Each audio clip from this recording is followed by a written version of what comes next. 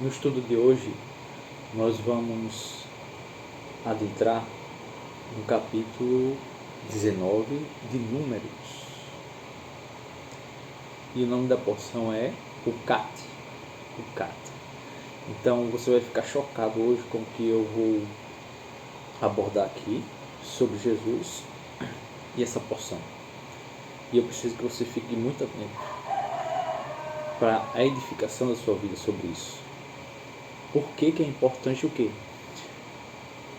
As pessoas estudarem, certo? Os manuscritos, tá? De Israel. Porque os apóstolos de Israel, todos estudavam. Você vai ver ali no Novo Testamento, quando eles falavam sobre os assuntos, iam falando, você tem que entender que naquele tempo eles estudavam literalmente a Taná, tá? A legislação do seu povo. Então, vamos lá rapidamente. Capítulo 19, a partir do versículo 1. E o que Deus lhe falou?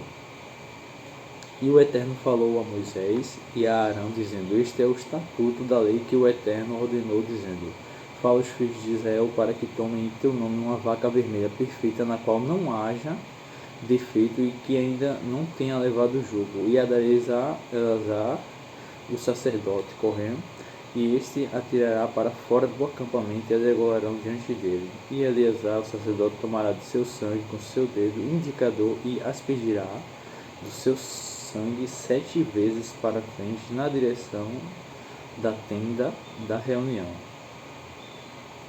Então eu chamo a atenção a você, tá? Que daí porque é Rukat. Rukat é o que? Deus ele fala o que aqui? Zot Rukat. Hatorá. Esse estatuto, tá? Então você vê aqui de antemão o que? Símbolos. Eu quero que você mapeie o que é dito aqui no texto. O que é que ele falou aqui? Ele disse vaca perfeita, vermelha. Então olha só, que não haja o que? Defeito nenhum, e que não tenha levado jugo. Olha para a palavra-chave, não tenha levado jugo. Então isso te lembra alguma coisa, né? No Novo Testamento. Então, continuando, e dareis a Eleazar o que?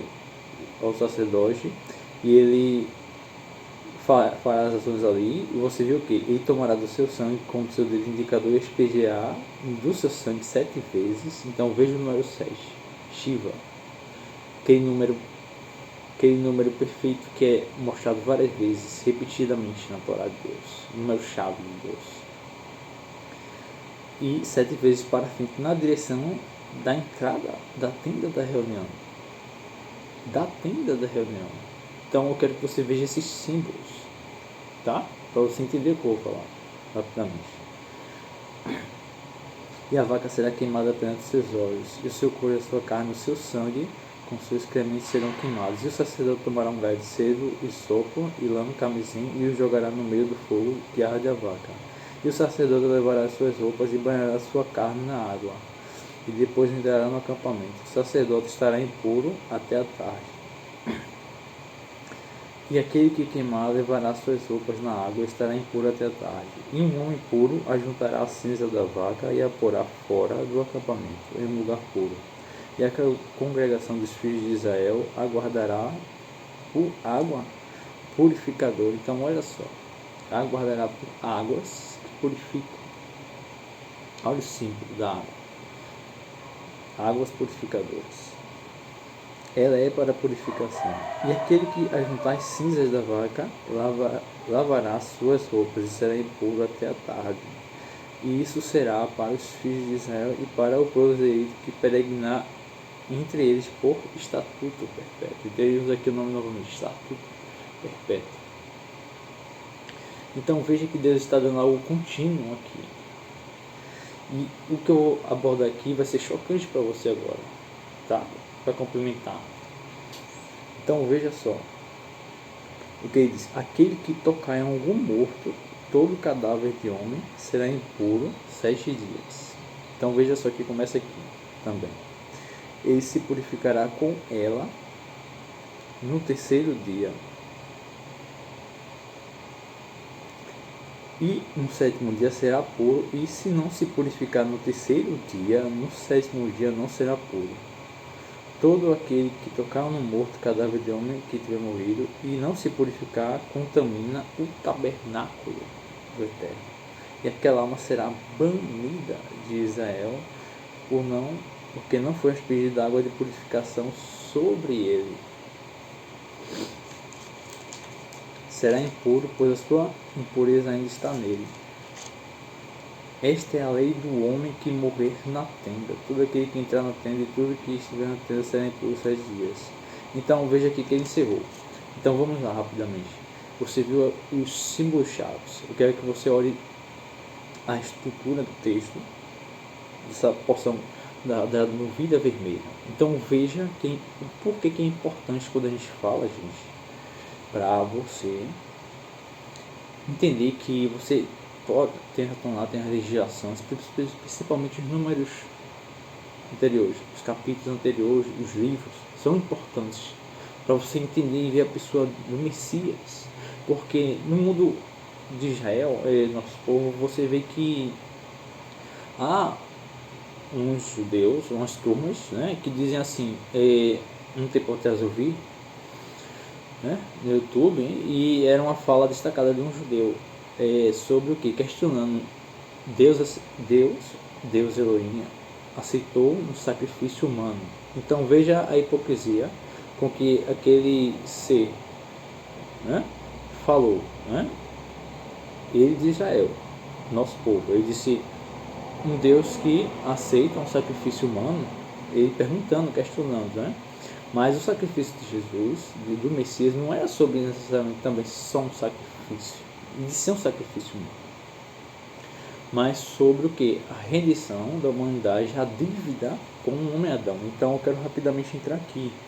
Você vai lembrar de algo aqui. O que ele disse sobre o homem que tocou no cadáver? Ele será impuro 7 dias. Ele se purificará com ela no 3º dia. Então isso te lembra alguma coisa? E no 3º dia o Filho do Homem ressuscitará. Você entendeu? Isso na porção aqui da novilha vermelha. Essa é chamada novilha perfeita. E sabe o que é interessante? Isso eu estava questionando a Deus, né? Eu fui me sentar para meditar e buscar uma palavra do Senhor sobre isso, sobre essa porção. E ele disse o que? No 7º dia, sobre o 7º dia, então ele disse o que? E se não se purificar no 3º dia, ou seja, se ele não fizer aquela ação que purifica ele, no 7º dia ele não será puro. Então você vai entender também que isso é muito chocante, porque você vê que o 7, o último dia de Israel, da semana de Israel, o que? Você vai ver que a gente tem um Shabat, então é o Shabat, é o sábado. Ele não será puro no 7º dia. No 7º dia ele não será puro. Ou seja, você vê que Deus ele fala sobre aquele que entraria no descanso dele, né? Aqueles que fazem a vontade dele, entram no descanso dele. Você vê que tem o que? O 7º milênio, o 7º ano, o milênio do Messias.